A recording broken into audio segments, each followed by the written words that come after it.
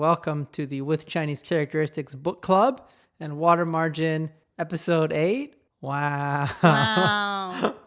We're going straight into it, Sachi. Chapter 8, last chapter, small recap.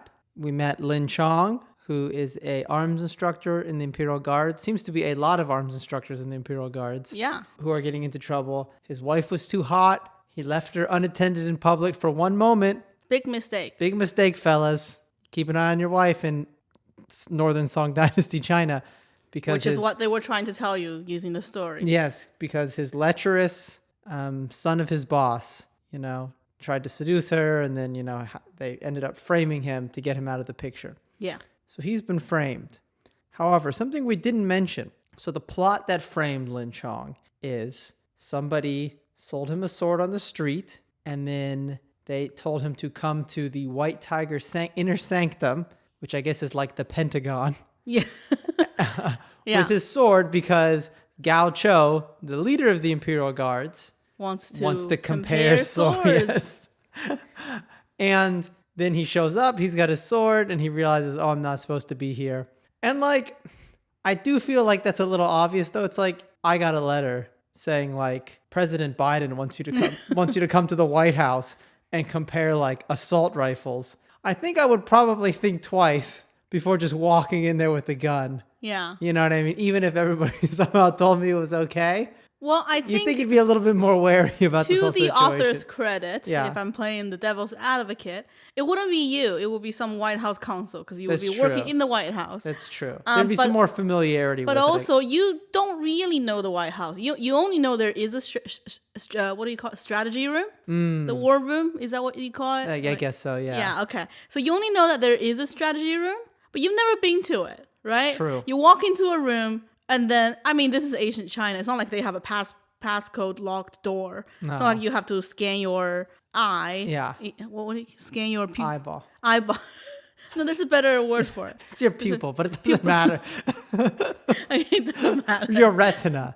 Okay, yeah, that's what I was saying. Your retina scan. Yeah. So it's quite easy for him to just walk into a room not knowing what the room was. Yeah. Like you would walk into a strategy room if it just looked the same as every other room. Really it could have been any room, and they could have just slapped the White Tiger sanctum on the wall. Right. So he sees the sign, then he realized this is a strategy room. He screwed up. Oh my God, he screwed up. Yeah. One thing though that we were talking about though is that we thought both of us thought that we were reading it, that the plot was going to be the sword he bought on the street was actually Gao Qiu's sword. I know. That would have been so good. But I think the reason why it wasn't is because that would just be theft.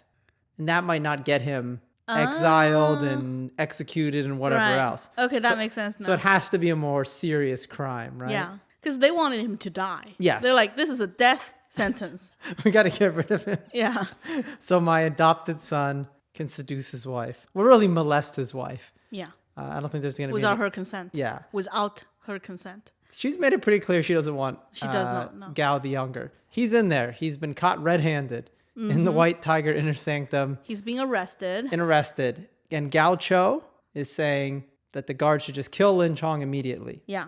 Take him out back. Yeah, take him out back and kill him. Yeah. But Lin Chong's like, nope, you don't know. No, there was these two guys. They summoned me. But of course, those two guys aren't around anymore. Yeah. Because it's all part of a plot. But eventually, Gao Qiu, Gao the senior, says, just take him to the prefect, take him to the magistrate, and explain the situation. Say that he snuck into the White Tiger sanctum with a sword and he tried to kill me. Yeah. Make sure you mention my name. Make sure they understand. It's a big shot. Yeah.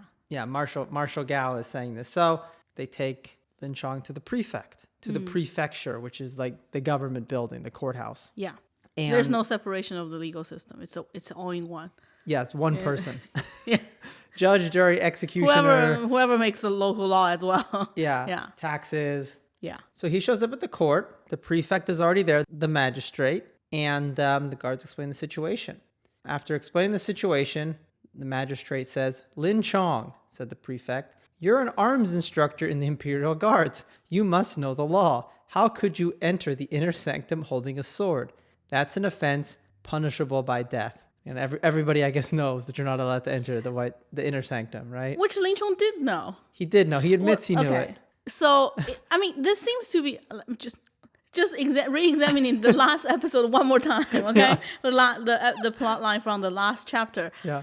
I mean, I think this is a pretty common, I've seen in movies, shows, or like stories a lot of time, historical texts a lot of times, like, Yes. you know, like you go to, I don't know, King Alfred's, you go and meet King Alfred's, right? Like you're summoned, and then you're not supposed to bring your weapons in to meet him. Yeah. If you're what's his name? If you're Well, that's one of the things normally, that's like an honor you get is having you have to prove yourself, and then only certain people can carry weapons in the palace, or Okay. sometimes, like historically, a lot of time, have you ever heard of the term the key to the city? no. Well, it's like kind of an honorary thing they'll give people for helping the city. Historically, oftentimes you, or if you're part of a military, you can't be in a city or near a city with weapons. Oh, yeah, no, they had that in Rome. Yeah, and you have to be Yeah. trusted to let it in. Yeah. So it's not uncommon. It's not uncommon. This Yeah, whole but I thing. mean, the palace or the city would be like quite obvious. That's the city. Yeah. that quite obvious. This is the king's palace, and this sounds like it's just a room. Also, you'd think that you think Lin Chong would realize when there's no other guards who stop him and go, hey, you're not supposed to bring a sword. You're Yeah. not supposed to bring a sword in here. It's a setup. But That's so all we can say. Lin Chong says, benevolent Lord, you reflect the truth like a mirror. Lin Chong has been grievously wronged. He's third person. Lin Chong then explains this whole situation, including that Gao's son wants to sleep with his wife and tried to force her into it. Yeah. He says everything, right? The whole thing. So he already realizes it. Yeah. At this point, And he he's just- like, yeah, Gao Qiu is trying to frame Yeah, me. he says everything, which would be pretty dangerous if the magistrate was on Gao Gao Qiu's Qiu's side. side, yeah. But fortunately, this is what happens. After hearing Lin Chong's story, the prefect ordered that a receipt of prisoner be issued, a wooden rack locked around the arms instructor's neck, and that he be held in custody. One thing, even Judge D, this too, Chinese stories, they want to make it clear that the rules are being followed. Right? They have to mention that like there's a receipt, we're Yeah. following the policy. Yes. Lin Chong's family sent food to him in jail and gave tips to the keepers. Which you have to, otherwise you get treated like shit. Yeah. His father-in-law, arms instructor Zhang, how many arms instructors are there in this Imperial Guards? Also called at the prison. He spent a bit of time there bribing high and low. I've talked about this before, but in a Chinese prefecture, in a Chinese government unit, very few people actually get paid. Sometimes it's just the magistrate who gets paid, and a couple people who pay directly. But everybody else, it's like you have to make your money from your job. Yeah. So it's like Or you get paid very, very little, and then some the little majority of trivial your- amount, Yeah. right? But it's like, oh, you're the bridge keeper. You charge people to use the bridge, right? You're Yeah. the jail keeper. You don't give people food unless people bribe you, right? Yeah. So everyone's got to make a little cash. So it's less like bribes, and this is like It's a feature of the system. This is like their how actual- it's designed to do. yeah, this is like their actual money. Yeah. The So prefect, they pay though, who they need to pay they bribe for people. Ling Chong. Yeah, they Yeah. bribe people for Lin Chong. This is why, again, sagacious Liu Jixin didn't want to go to jail, and he Well, ran one away. of the reasons, but yes. Because he's like, I don't have anybody to bribe the guards for me. No. Give me food. No one to bring me food, yeah. I'm out. The prefect or magistrate has a scribe named Sun Ding who does a little digging and finds out that yes, Lin Chong was framed. Prefect Tang, though, who's the magistrate, knows that Marshal Gao is politically involved and can't go against him. Well, can I mention Sun Ding's nickname? For being apparently an honest guy in the system. It's Sun the Buddha. Which is kind of scary because the whole system relies on Yeah. everyone being honest because there's no checks and balances. Well, no, but if you're even like a little bit more honest, you're the Buddha. The Buddha. That's how low the bar is. So Sun Ding, he does his investigation. Yeah. But Prefect Tang's like, I can't go against him. He's a Marshal of Imperial Guards. He's politically connected. He's friends with the Emperor. They play soccer together. And then Sun Ding says, Did is they actually play soccer together, or that's something you added? Gao Qiu, that's how they met. They played soccer together. Oh, he Second and the chapter. emperor. Okay, I thought. Yeah. So Sun Ding says, is Kaifeng Prefecture ruled by the Imperial Court or by the family of Marshal Gao? Don't talk nonsense. Kinda. I mean, Prefect. kinda is. Well, everyone knows Gao Qiu uses his position tyrannically. There's nothing he won't do. Whoever offends him, even in the slightest, he sends to Kaifeng Prefecture. If he wants a man killed, we kill him. If he wants him hacked, we hack him. We've become a mere subdivision of his family. The magistrate says, well, then how can I make things easy for Lin Chong? What sort of sentence should I pass? They're not like, Ling Chong's framed. Let's let him go. No. Or like, let's, restore his name. Let's just give him a slightly lower so that he doesn't die. Yeah. But he's still going to get punished. Because he's facing the death nothing. penalty, right? Yeah. Something says, from Lin Chong's story, it's plain he's innocent. Although we haven't been able to find those 2 lieutenants, those messengers who summoned him, why not have him confess to entering the inner sanctum improperly, wearing a sword at his waist, sentence him to 20 strokes of the bamboo, tattoo him, and exile him to some distant military district? Yeah. So now the crime is he accidentally went in, which is true, I guess, even though he wouldn't have done it himself. Yes. Yeah. And we talked about this a little bit in the judgy episode, but there's normally like 5 types of punishments you can get in a court of, Asian Chinese court. Yeah. I don't know about like really old ones, but like maybe like Tang Dynasty and up. Okay. There's light bamboo beating, there's the heavy bamboo beating, there's fines, there's exile, and there's death, capital punishment. And So you can get he's some getting of each. exile. He's getting exiled. And the exiled is normally they pick a certain distance based on your crime. And then they take you that far away. So the prefect Tang goes to Gao Qiu, and Gao accepts, probably thinking that this will get rid of Lin Chong anyway. And then his adopted son can go after Lin's wife. And said that Gao Qiu know that this is not legit. Yeah. So he's like, fine. Yeah. I won't insist. Yeah, won't I didn't push wanna it too hard. Yeah. Yeah. So this is all the same day. Chinese justice system, very efficient. It's not like they're like, we don't want to make a mistake here. Let's be careful. They're like, no, let's get it done. And Lin Chong agrees to it because it's his only way out. He knows it. Yeah. So he gets beaten by the bamboo. He gets tattooed. And then he has a wooden rack stuck on his neck and sealed with Kaifeng prefecture seals, so that people know not to remove it.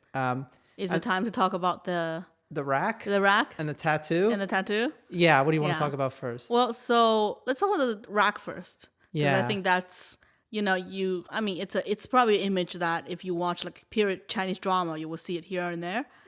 And if you Google, you will see it's a wooden board and your hands are tied, like are like stuck in there. Your neck is stuck in there. It's a similar, if you're more familiar with like medieval stuff or European stuff, you've probably heard of like a stocks, where it's like a wooden board, and typically it's like in the town square, and they lock you in, and your heads and your arms go through a board, and everybody sees you. Okay. And it's like embarrassing. Gotcha. But the Chinese one is way worse because it's big. It's like, half the size of like a kitchen table. Yeah.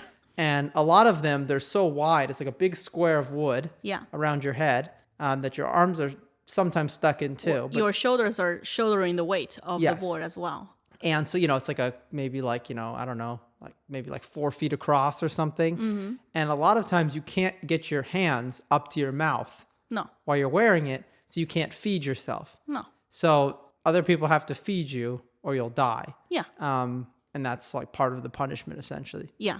Also, the heaviness of the weight of the board can depend on your crime as well. Generally, I think they have at least 2 sizes. And then if you have a heavier crime, you will have to carry the heavier ones. And sometimes in history, when the court is especially cruel, they will have like inventions of like new ways to do the board, like spikes or something, or no, like one way I know that in the Tang Dynasty is that under our Wu Zetian, the queen or the empress, women can be essentially very cruel as well when they're in power.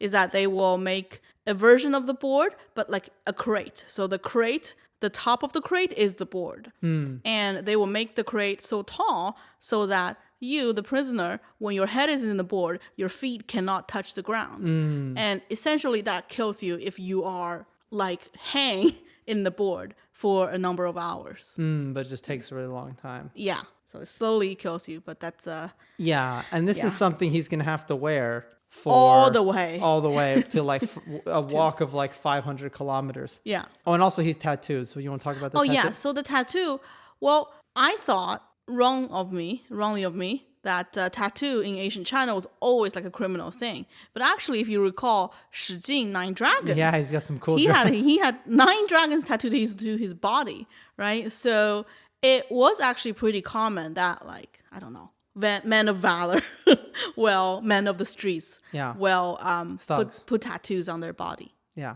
But as forms of like official tattoos as either punishment or markings that you are, I guess you belong to the government. The first type would be you're a criminal, exactly in this case, like Ling Chong. And they would usually tattoo your face. Again, varies from dynasty to dynasty, but the tattoo on the face thing has a very long history. But usually they would tattoo the crime to your face. Sometimes where you're supposed to get sent to, exiled to, the location on your face. So that for the rest of your life, you are sort of branded and people know who you are. If you show back up in Kaifeng, they're like, hey, you're not supposed to be here. Your face has another location. Yeah, Fuzhou or something. Yeah. And it wasn't until the Song dynasty that they got pretty good at this tattoo thing on the face that they started using needles. But before they would just use knives. And you would die from infections a lot as well. And they make, the court will have rules in terms of how big the scar needs to be on your face when they try to carve into your face and put ink in the scar. So during this time of the story is when they got pretty good at it in terms of precise, letters on your face. Well, they do it all in one day, so they, they're pretty quick at it. Exactly. So they're experienced, right? So they do it all the time.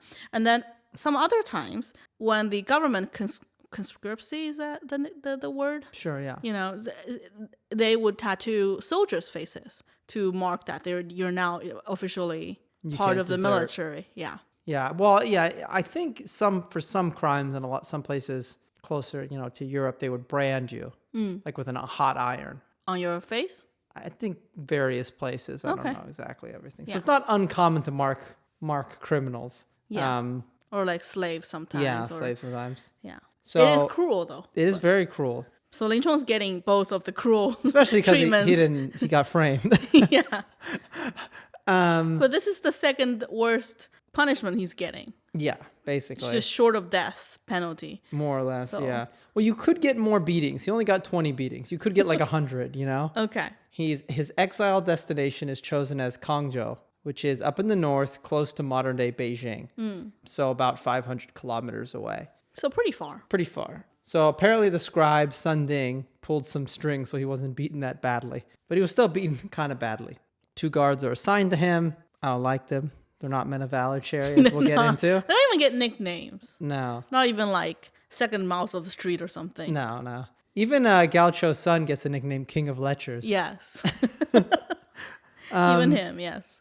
So this whole thing is rather loosey-goosey because they basically have a post-trial after party at the tavern. Yes. Everybody shows up. The guards show up. The Lin Chong's in-laws buy the guards like wine and give them silver and stuff. Yeah. And then, they have a little like get-together. And all the neighbors are there and all his comrades are there. And his big thing that Lin Chong wants to do is annul his marriage to his wife. Because he's like, she's young. I'm going to be a criminal. She should marry somebody else. So that way, otherwise Gao Qiu's son will get her. Will not get her. Well, if she doesn't marry somebody else, Gao Qiu's son will get her. Oh, okay. It's like an opening. Yes. Yeah. But I mean, well, I say love sort of sarcastically. Obviously, the standards are different. But how Lin Chong refers to his wife to the father-in-law, right? Yeah. How? And he's like, he basically like describes her like she's like a good car. And he's like, your daughter, you were gracious enough to give her to me. She's never given me any children. But other than that, like, she's been great. We never argue. She's good. But it just makes me think of it's like she starts up every morning. Yeah. Even if it's cold. Yeah. He's like describing the utilities of her. Yeah, brakes work good. Good fuel mileage. And at this point, we still don't know what her name is. No idea. Well, we learn her maiden name. Yeah, later. Yeah. Well, we know her father was arms instructor Zhang or whatever. Well, yeah. So we but that's still only her maiden last name, right? Yeah. Again, women in China don't really have names. No. But everyone's against this, including the neighbors. The father-in-law is like, look, I've got some money. I'll keep her at my place. I'll keep her inside. Yeah, I'll keep her inside. It'll be okay. Eventually, you'll be able to come back. Well, I just want to emphasize, okay, quote unquote, he said, I won't allow my daughter out on the streets. Yeah. I can support them for like 4 or 5 years. Them is the wife and the maiden, maid. And then he said, young Master Gao won't be able to see her even if he wants to. Yeah. don't worry, I'll take care of everything. Yeah. I'll keep your wife in jail for you. Yeah. Although, okay, again, devil's advocate, she didn't want it either. Yeah. But she's not really, I guess this is Imperial China. It's It's very hard for her to be in a position she's not in a position to refuse a lot of she's times. basically under house arrest now. Yes. So at And- least she doesn't want Gao Qiu's son, but if she Yeah. did, they will still keep her inside, you know? Father-in-law says, sooner or later, heaven will pity you and let you return. But he still wants to do it. Lin Chong wants to annul the marriage. So I like how they specify that they go out and purchase a sheet of paper, because obviously paper is not cheap. And this is the annulment agreement. Because he was convicted of a serious crime, Lin Chong, arms instructor of the Imperial Guard's Eastern capital, has been sentenced to exile in Guangzhou. What happens to him is difficult to foretell. His wife, maiden name Zhang, again, no name, idea, this no is first it. name, Yeah. is still young, and he therefore wishes to annul their marriage. He grants her permission to contract a new marriage and guarantees he will never contest it. This annulment is truly voluntary and is not issued under compulsion, etc., etc. But then as he's signing it and fingerprinting it, wife shows up. And Lin Chong... It's so sad what she said. I know, but Lin Chong just refers to her to her face as wife. Yeah. He's like, she comes in and she's crying. She's like, no, don't abandon me. You know, what have I done? You know, I'm willing to wait. You know, don't do this. And he just says, wife, I have something to tell you. Yeah. Like, Okay, well, in Chinese, this seems more normal, by the way, because maybe I'm used to the language of patriarchy. But, I mean, she also calls him husband. You know, I know. you don't really refer to each other as names. It's kind of like disrespectful, but maybe that's a Christian thing. to refer to each other as their Christian names. Yeah. Yeah. Well, Yeah. you know, yeah. In this case, she doesn't even have a name, so No. we don't even need to know her name. Wife. So. Yeah, just wife. So maybe that's in the language. Maybe that's okay. But It's a little bit more common. It's just a little bit hard, yeah, that no female characters really have names. Yeah.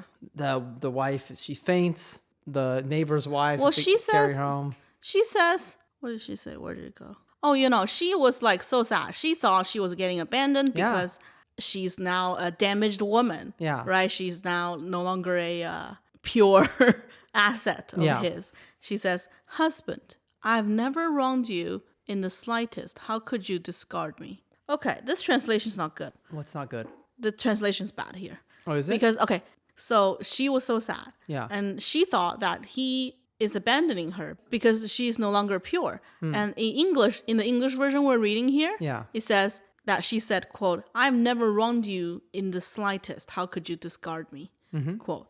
So in Chinese, the same sentence was, 我不曾有点污, and that means like, I have not been like dirtied. Soiled. I've not been soiled by Yeah. like another man. Yeah. You know, it's not like saying like I've never given you trouble. Yeah. It's a completely different two reasons why she thought she was getting abandoned. Yeah. that she's not like damaged goods. Yeah. Yeah. Anyways, but Ling Chong's mind is made up. Yeah. The implication is that he signed it, but the dad's just gonna hold on to it. Yeah. Well, And it's his call. She's his property now, Yeah. so She's been he can transferred. decide that he wants to, you know. Yeah. Yeah.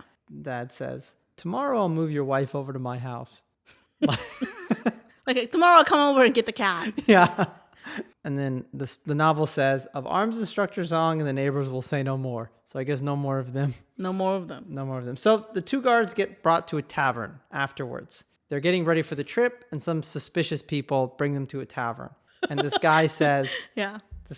look, I want you to kill Lin Chong somewhere on the trip on the way there. Yeah. Just say, you know, bandits got him or something, you know, make something up. And he's like, I'll give you each 5 ounces of gold now and each 5 ounces of gold when you come back if you've done it. But you need to cut off his tattoo and bring a death certificate, you know, to prove it. His crime tattoo, his criminal tattoo. And gold, it's kind of very... Like you need to skin him? Yeah, I think they Oh need my to cut it God. out of his cheek. Okay. So they want proof that yeah. he's dead. And gold is normally, you know, maybe about 4 or 5 times worth as much as silver. So it's a lot of money. Yeah.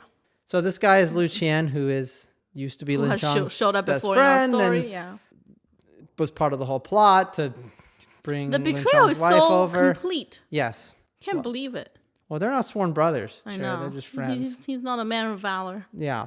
One of the guards, whose name is Dong Chao, is against it. And he's like, look, there's rules. This is what he says. He says, I'm afraid it's not possible. The official order of Kaifeng Prefecture directs that we deliver Lin Chong alive, not that we kill him. He's not an old man. How could we explain his death? We'd surely get into trouble. I'm afraid it can't be done. The other guard, whose name is Shui Ba, is like, shut up. I'll do it. Yeah, he's like, we'll do it. Don't listen to him. Whatever you want, sir. We'll kill him in the forest. It'll be fine, right? Also, he made a point. He's like, this is doing Gao Qiu a favor. Yeah. We want this favor. Yeah. We want this connection. And well, because I think it's kind of the implication is that Dong Chao is like, well, the law is the law. And Shui Ba is like, no, Gao Qiu is the Gao law. Qiu, yeah, exactly. Power is the law. Yeah. The actual law is just a bunch of Doesn't matter. words, right? Yeah. Frim fram. So they decide they're going to do it. So the journey starts. The two guards drive Lin really hard, maybe hoping he'll die on his own. Right. And first off, he starts off okay, but remember, he was beaten the day before. He's got this big thing on his neck. It's hot, and it starts to get to him. The journey starts to get to Lin Chong. The guards are really mean to him about it. So Lin Chong bribes them with food and wine at a tavern to try and get them to be nicer. And I find this sort of funny because, again, it's like, so Lin Chong is exiled. He was beaten. He's a prisoner. He has two guards who won't let him, who got to keep an eye on him. But they still can't just like rob him, right? They can't Technically, no. No, but they can't just still like rob him. So like, he still has his little carrier bag and there's silver in yeah, there. right. And he buys them food at every tavern and stuff and Yeah. bribes them so they'll try and be nicer to him. It's still his silver. Yes. Even though they can already just rob it already, but Do whatever they want to him. yeah. At one of the taverns, they get Lin drunk and they say they'll wash his feet for him. But Yeah. Lin Chong can't see what they're doing because he's got the big board on his neck. Yeah. And when they give him the pot of water to put his feet in, it's boiling water. Yeah. And it burns Lin Chong's feet. I'm laughing because this part of this was a long paragraph to get through. And amongst all the other exciting stories of Sagacious Lu throwing people around, killing people in the street, or Lin Chong just really such a sad little figure right now. I know, and there's just so much detail about this washing the feet scenario, Yeah. They really Poor sell guy. it. They really sell it. Yeah. And then Lin Chong's like, my feet. Yeah, the water's too hot. And then the guards lecture him. They say, plenty of prisoners have looked after guards, but how often do you see a guard serving a prisoner, says Shui Ba. With the best of intentions, I wash his feet, but he has the nerve to complain. The water's too cold. The water's too hot. If this isn't returning evil for good, I don't know what is. And Lin Chong has to just be like, I'm so sorry, sir. Yeah. You just have to take it. Yeah. They do other mean stuff to him. They hide his sandals, his soft Or sandals, yeah. to give him some real scratchy rope sandals. Yeah. They hurt his feet because they're burnt. Real petty stuff. Real just petty stuff. And eventually they're dragging him. They're dragging him along till they get to Wild Boar Forest. Yeah. Where they're planning to kill him. And I think the plan is he's going to be so weak that they'll be easy for them to kill him. And the book even says, during the Song Dynasty, those who had grudges against prisoners being sent into exile often bribed their escorts to murder them there. Who can say how many good men lost their lives in that wood? Which I have no idea if that's true. But I just there is a designated forest for this exact purpose. Extrajudicial killing zone. Yeah. So they're like, okay, Lin Chong, let's all rest because you can't go any further. And they're like, before you rest though, we want to sleep too, so we got to tie you to a tree to make sure you don't wander off while we're sleeping. He goes, okay, fine. So they tie him to a tree, and then now that he's tied up, which again shows how afraid they are of Lin Chong in a way. Well, he's a hero character. I know. So it's they're just two guards, right? He's a arms instructor in the Imperial Guard. So they have to have him he's got the rack on his neck. They boiled his feet. He's got on the scratchy sandals. He was beaten a couple days ago. But they're still afraid of him. So they got to tie him up Yeah. before they can kill him. Yeah, well, I think I don't know if we mentioned last episode because I was rereading it just to, get some context. When Ling Chong was in the White Tiger inner sanctum, Yeah. do you remember how many guys that came in to get him? No. 20. 20 guys.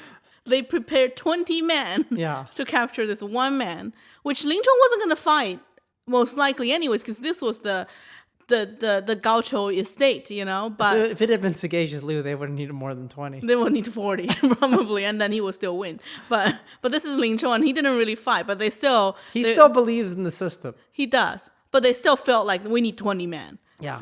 right, because Ling Chong is going to be very good at fighting. So, so they tie him up. They tie the good man Ling Chong up. And then they're basically like, we're going to kill you. And then Lin Chong's like crying and he's like, please don't kill me. And they say, killing you isn't our idea. They're really like just letting it all out. The other day, Captain Luchan informed us of the order of Marshal Gao. We're to finish you off here and return immediately with the golden print, his tattoo. Even if we traveled a few more days, it would still be your death march. Doing the job here, we can get back that much earlier. We'll save time. We'll just kill you now. Did they not translate this part, the death march? 1 second. Oh, yeah. A year from this day. Oh, yeah, they did say that. I like how they said, a year from this day will be the first anniversary of your death. Like, that's just a very, Instead of saying we're going to kill you now. rounded way of saying, yeah. You're going to die today? Yeah. We've been given a time limit. We must return quickly with our report. So Lin Chong, again, is very sad. He's probably also sad figuring out his friend, not only working with young Gao to lust after his wife, but also now killing him. Yeah.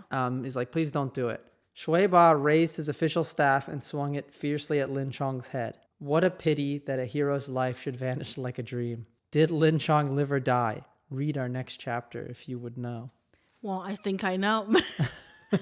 Is it time to talk about the subject of this chapter? Yeah. Which is... But we don't want to go spoilers for the next episode, Cherry. I don't think it's a spoiler. No, but it's like a preview. It's like a hint. But if our listeners are reading the book, I just think it's interesting. Okay, let's read it. Okay. Well, so the chapter 8, this chapter we're talking about, its subject is Arms instructor Ling is tattooed and exiled in Changzhou, which is the story we just told. And the second line is Sagacious Lu makes a shambles of wild boar forest. And if you're reading the same version, the foreign language press version. Yeah. What do you call this? This is not hard copy. This is paperback. Yeah. Paperback. I don't even know if they have a hard copy, but if you're reading the paperback version, hardcover. I don't even know if they have a hardcover version, but if you are reading the paperback version, when you get to the end of this chapter, there is a picture. And in the picture, you recognize Ling Chong, who's someone who's tied on the tree. Yeah. You recognize the two guys who are trying to kill him. Yeah. And you recognize, for sure, you will recognize him. This big dude. Coming out of the woods with a stick. With his robe opened, so you can see him like half naked. And he holds this Buddhist staff. And is like trying to march into the forest. I wonder who that is, Cherry. Right? I wonder who that is. I wonder who's going to save Ling Chong's sorry ass. Good man trapped in the system, Ling Chong. Yeah. Who is going to come to be his savior. I guess we'll have to find out. We're going to have to find out. I have no clue. No. The book really did not tell me. Well, the fun thing is about these wood prints is I don't know about all of them, but a lot of these woodblock prints and some of these older Chinese novels are from the period, right? Some of them they're not like a modern thing that's put in there. Right. Well, but when you say the period, it could be any period after that. Like, I mean, they could be like 500-600 years old. Okay. Yeah. Sure. I don't know if this actually says when the wood blocks are from. So Judge D has wood blocks, and some of them are real, and some of them are additions. Like some of them, what's his name? Robert Van Gould just drew himself, I guess, in the same style. But yeah, a lot of these woodblock prints in these novels are quite old. They're not just a modern thing that's been put in there to give some flair. Yeah. Well, anyway, that's chapter 8. A little bit of a short one, as Lin Chong just gets. But I thought it was interesting because it's a opening into the Imperial Chinese justice system. Mm-hmm. I wonder what Judge D would have done. Wonder what Judge D would have done. I don't know, but Judge D may want to think twice before going against Marshal Gao. So yeah, Judge D might have ended up with the 108 Stars of Destiny. You never know. You never know.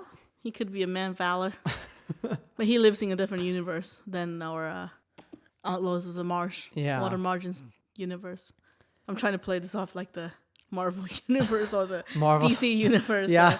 Yeah. Um, Judge D is the only hero in his universe. yeah, I guess Anyways, that's true. Yeah, Well, no, he's got his buddies, he does.